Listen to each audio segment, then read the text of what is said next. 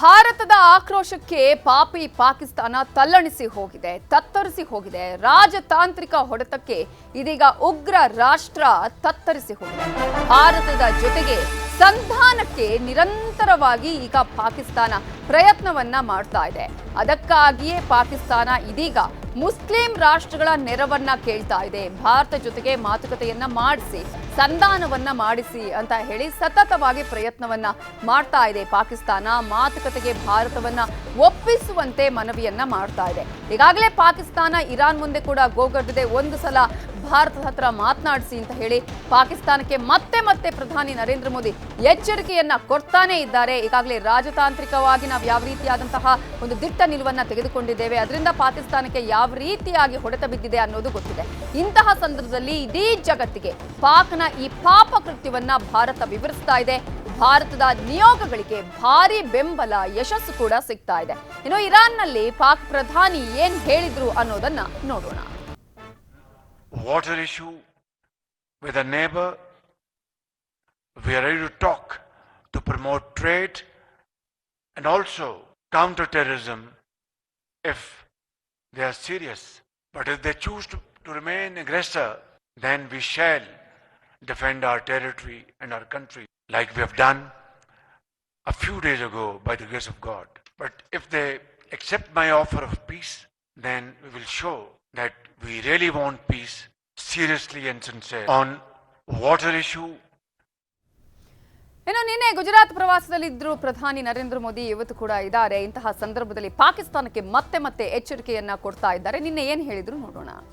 पाकिस्तान को आतंक की बीमारी से मुक्त करने के लिए पाकिस्तान के अवाम को आगे आना होगा, पाकिस्तान के नौजवानों को आगे आना होगा. सुख चैन की जिंदगी जियो, रोटी खाओ, वरना मेरी गोली तो है ही. जम्मू कश्मीर के पहलगाम में आतंकवादियों ने जो कुछ किया, क्या भारत चुप बैठ सकता है? क्या मोदी चुप बैठ सकता है? जब कोई हमारी बहनों के सिंदूर को मिटाएगा तो उसका भी मिटना तय हो जाता है. और इसलिए ऑपरेशन सिंदूर सिर्फ एक सैन्य कार्यवाही नहीं है, ये हम भारतीयों के संस्कारों, हमारी भावनाओं की अभिव्यक्ति है.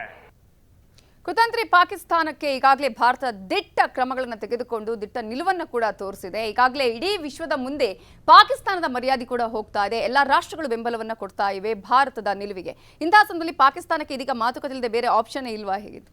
ನವಿತಾ, ಅವರು ಏನೇ ಹೇಳ್ಕೊಂಡ್ರು ಕೂಡ ಪಾಕಿಸ್ತಾನ ಎರಡೂ ರಾಷ್ಟ್ರಗಳನ್ನ ತಕ್ಕಡಿಯಲ್ಲಿಟ್ಟಾಗ ನಮ್ಮದು 1 kg ಬೊಟ್ಟಾದರೆ ಅವ್ರದ್ದು 200 ಗ್ರಾಮು 150 ಗ್ರಾಮ್. ಅಫ್ಕೋರ್ಸ್ ಅವ್ರದ್ದು ನ್ಯೂಕ್ಲಿಯರ್ ಥ್ರೆಟ್ ಮೂಲಕ ಏನು ಮಾತನಾಡ್ತಾ ಇದ್ರು. ಈ ಸಲ ಅದಕ್ಕೂ ಕೂಡ ಸರಿಯಾದ ಡಿಸಿಸಿವ್ ಆನ್ಸರನ್ನು ಭಾರತ ಕೊಟ್ಟಿದೆ. ನೀವು ಈ ಏನು ಅಳುಕು ಪುಳುಕು ನ್ಯೂಕ್ಲಿಯರ್ ಇಟ್ಕೊಂಡು ಇಡೀ ಜಗತ್ತನ್ನೆಲ್ಲ ಎದುರಿಸ್ತೀವಿ ಅಥವಾ ನಮ್ಮನ್ನು ಎದುರಿಸ್ತೀವಿ ಅಂತ ಅದಕ್ಕೂ ತಕ್ಕ ಶಾಸ್ತಿ ಆಗುತ್ತೆ ಅನ್ನೋವಂಥದ್ದನ್ನು ಈ ಆಪರೇಷನ್ ಸಿಂಧೂರ್ ಮೂಲಕ ಕೊಟ್ಟಾಗಿದೆ. ಅದಾದಮೇಲೂ ಕೂಡ ಅವ್ರದ್ದೊಂದು ರೀತಿ ಯಾವ ರೀತಿ ಮನಸ್ಥಿತಿ ಅಂದರೆ ಸೋತು ಶರಣಾಗಿ ಬೇರೆಯವರು ಕಾಲು ಹಿಡಿದು ಇಷ್ಟೆಲ್ಲ ಸಂಧಾನ ಸರ್ಕಸ್ ಎಲ್ಲ ಆದಮೇಲೂ ಕೂಡ ಅದ್ಯಾವುದೋ ಚೀನಾದು ಫೇಕ್ ಇಮೇಜ್ ಇಟ್ಕೊಂಡು ಏನು ಫೀಲ್ಡ್ ಮಾರ್ಷಲ್ ಏನಾಗಿದ್ದಾರಲ್ಲ, ಆ ಫೀಲ್ಡ್ ಮಾರ್ಷಲ್ ಪ್ರಮೋಟ್ ಆಗಿ ಆ ಫೀಲ್ಡ್ ಮಾರ್ಷಲ್ಗೆ ಪಾಸ್ ಓವರ್ ಮಾಡ್ತಾರೆ, ಕಂಗ್ರ್ಯಾಚುಲೇಟ್ರಿ ಏನು ವಿಕ್ಟರಿ ಸ್ಪೀಚ್ಗಳು ಮಾಡ್ತಾರೆ. ಅಲ್ಲಿ ಹೋಗಿ ಮಾಡೆಲ್ಗಳ ಮುಂದೆ ಮಾತನಾಡಿದ್ರೆ ಅಂದರೆ ಸೇನಾ ಮಾಡೆಲ್ಗಳ ಮುಂದೆ ನಿಂತ್ಕೊಂಡು ಎಲ್ಲ ಕಿತ್ತೋಗಿರೋ ಏರ್ ಬೇಸ್ಗಳಲ್ಲಿ ನಿಂತ್ಕೊಂಡು ಪ್ಯಾಚಪ್ ಮಾಡೋಕ್ಕೆ ಮಾತಾಡ್ತಾರೆ. ಈಗ ಅನಿವಾರ್ಯವಾಗಿ ಈಗ ಅಮೇರಿಕ ಅವ್ರದ್ದೇ ಆದಂಥ ಲೆಕ್ಕಾಚಾರಕ್ಕೆ ಮಧ್ಯೆ ಬಂತು. ಆದರೆ ಈಗ ಫೈನಲಿ ಅವರು ಈ ಒಂದು ಅವಕಾಶವನ್ನು ಬಳಸ್ಕೊಂಡು ಸಾಧ್ಯ ಆದಷ್ಟು ಕೂಡ ತಮ್ಮ ಮುಸ್ಲಿಂ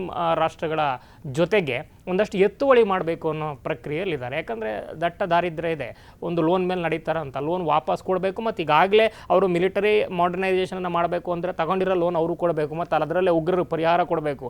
ಎಷ್ಟೆಲ್ಲ ಇದೆ, 10 ರೂಪಾಯಿಗೆ 150 ರೂಪಾಯಿ ಕೆಲಸ ಇದೆ ಅವ್ರ ದೇಶದಲ್ಲಿ.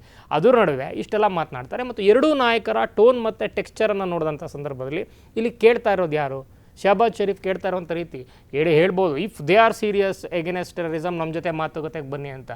ಏನೋ ಭೂತದ ಬಾಯಲ್ಲಿ ಭಗವದ್ಗೀತೆ ರೀತಿ ಅದು ಎಲ್ಲರಿಗೂ ವಿಶ್ವಕ್ಕೆ ಗೊತ್ತಿದೆ. ಇವತ್ತು ಭಾರತದ ನಿಯೋಗಗಳು ಕೂಡ ಇಡೀ ವಿಶ್ವವ್ಯಾಪಿ ಅದನ್ನೇ ಪದೇ ಪದೇ ಪ್ರಸ್ತುತವನ್ನು ಪಡಿಸ್ತಾ ಇರುವಂಥದ್ದು ಕೂಡ ಇದೇ ವಿಚಾರ.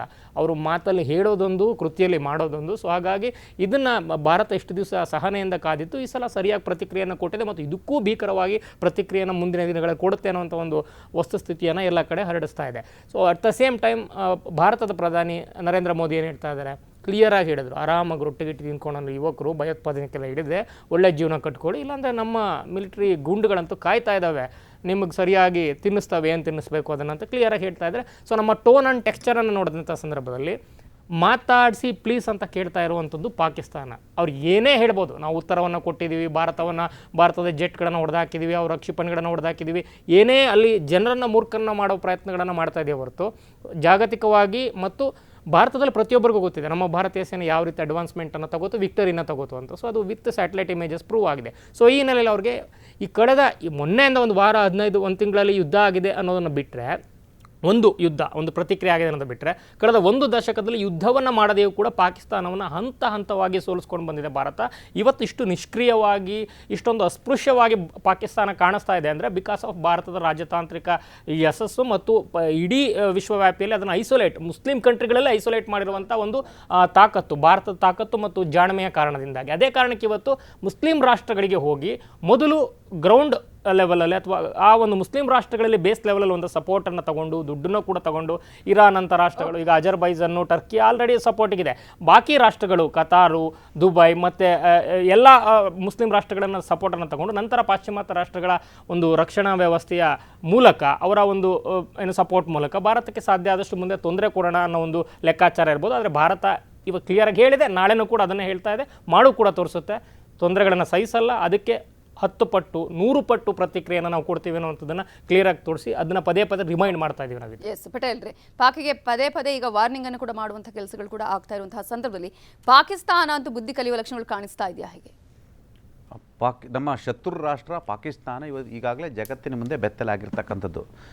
ಇದಕ್ಕೂ ಮೊದಲು 16 ಶಾಂತಿ ಸಂಧಾನ ಸಭೆಗಳು ನಡೆದಿರ್ತಕ್ಕಂಥದ್ದು, ಮಾತುಕತೆಗಳು ಕೂಡ ನಡೆದಿರ್ತಕ್ಕಂಥದ್ದು. ಯಾವ ಮಾತುಕತೆಗಳು, ಸಂಧಾನ ಪ್ರಕ್ರಿಯೆಗಳು, ಯಾವ ಶಾಂತಿ ಮಾತುಕತೆಗಳು ಕೂಡ ಇದುವರೆಗೂ ಕೂಡ ಅದು ಸಕ್ಸಸ್ ಆಗಿಲ್ಲ. ಮತ್ತು ಆ ಶಾಂತಿ ಮಾತುಕತೆಗಳಲ್ಲಿ ಪಾಕಿಸ್ತಾನ ತನ್ನ ಬುದ್ಧಿಯನ್ನು ಕೂಡ ಬಿಟ್ಕೊಟ್ಟಿಲ್ಲ. ಎಸ್, ಈಗ ಶೆಹಬಾಜ್ ಶರೀಫ್ರವ್ರಿಗೆ ಒಂದು ವೇಳೆ ಅಲ್ಲಿ ರಾಜಕೀಯ ಅರಾಜಕತೆ ಸೃಷ್ಟಿಯಾದರೆ ಸೇನೆ ಇಡೀ ಸರ್ಕಾರವನ್ನು ಅಪೋಷನ್ ತೆಗೆದುಕೊಳ್ಳುತ್ತೆ, ಕಂಟ್ರೋಲ್ ತೆಗೆದುಕೊಳ್ಳುತ್ತೆ, ಒಂದು ಆತಂಕ ಎದುರಾಗಿರ್ತಕ್ಕಂಥದ್ದು. ಯಾಕಂತೇಳಿದ್ರೆ ನಮ್ಮ ಕಣ್ಣು ಮುಂದೆ ಪಾಕಿಸ್ತಾನದಲ್ಲಿ ಗೊತ್ತು ನಿಮಗೆ, ಸೇನಾ ಮುಖ್ಯಸ್ಥರು ಎಷ್ಟು ಬಾರಿ ಅಲ್ಲಿರ್ತಕ್ಕಂಥ ಸರ್ಕಾರವನ್ನು ಕಂಟ್ರೋಲ್ ತೆಗೆದುಕೊಂಡು ರಾತ್ರಿ ಅವರೇ ಸರ್ಕಾರವನ್ನು ಮುನ್ನಡೆಸಿರ್ತಕ್ಕಂಥ ಉದಾಹರಣೆಗಳು ಇರ್ತಕ್ಕಂಥದ್ದು.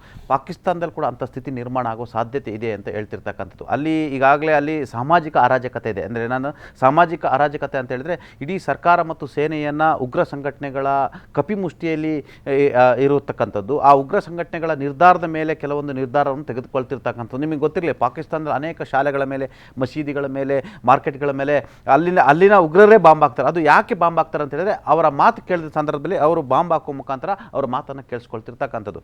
ಯಾಕೆ ಶೆಹಬಾಜ್ ಶರೀಫ್ ಅವರು ಶಾಂತಿಯ ಮಾತನ್ನು ಹೇಳ್ತಿದ್ದಾರೆ ಅಂತ ಹೇಳಿದ್ರೆ ಅದೊಂಥರ ಭೂತದ ಬಾಯಲ್ಲಿ ಭಗವದ್ಗೀತೆಯ ಲೆಕ್ಕಾಚಾರ.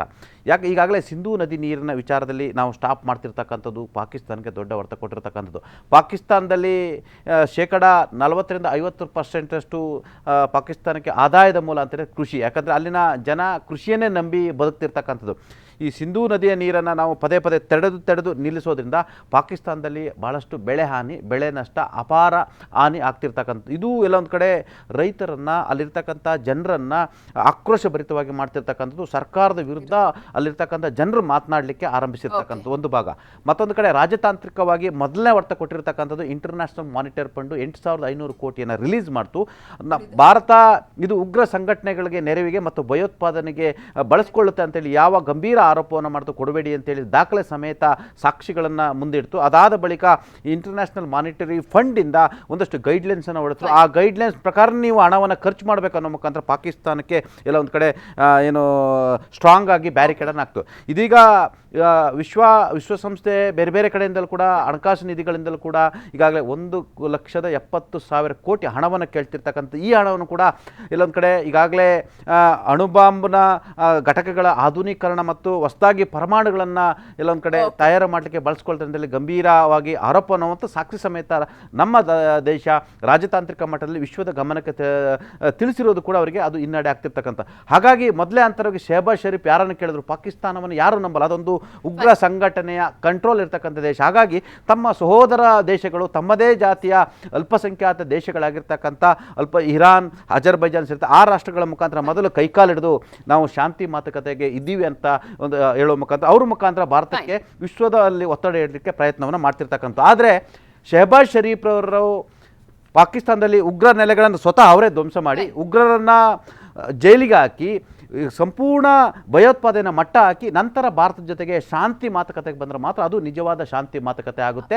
ಇಲ್ಲಾಂದರೆ ಶಹಬಾಜ್ ಶರೀಫ್ ಅವರು ಸರ್ವೈವಲ್ಗಾಗಿ ಬೇರೆ ಬೇರೆ ರಾಷ್ಟ್ರಗಳ ಮುಖಾಂತರ ಮಂಡಿ ಊರಿ ಭಾರತದ ಜೊತೆ ಮಾತುಕತೆಗೆ ಪ್ರಯತ್ನವನ್ನು ಮಾಡ್ತಿದ್ದರೆಂಬ ಮಾತು ಕೂಡ ಕೇಳಿ ಬರ್ತಿರುವಂಥದ್ದು. ಥ್ಯಾಂಕ್ ಯು ಸೋ ಮಚ್ ಇಬ್ಬರಿಗೂ ಜಾಯ್ನ್ ಆಗಿದ್ದಕ್ಕಾಗಿ. ಇದು ಈ ಹೊತ್ತಿನ ಮಾತುಕತೆ. ನೋಡ್ತಾ ಇರಿ ನ್ಯೂಸ್ 18 ಕನ್ನಡ. ಜಾಲ ನಮ್ಮದು, ಬಲ ನಿಮ್ಮದು.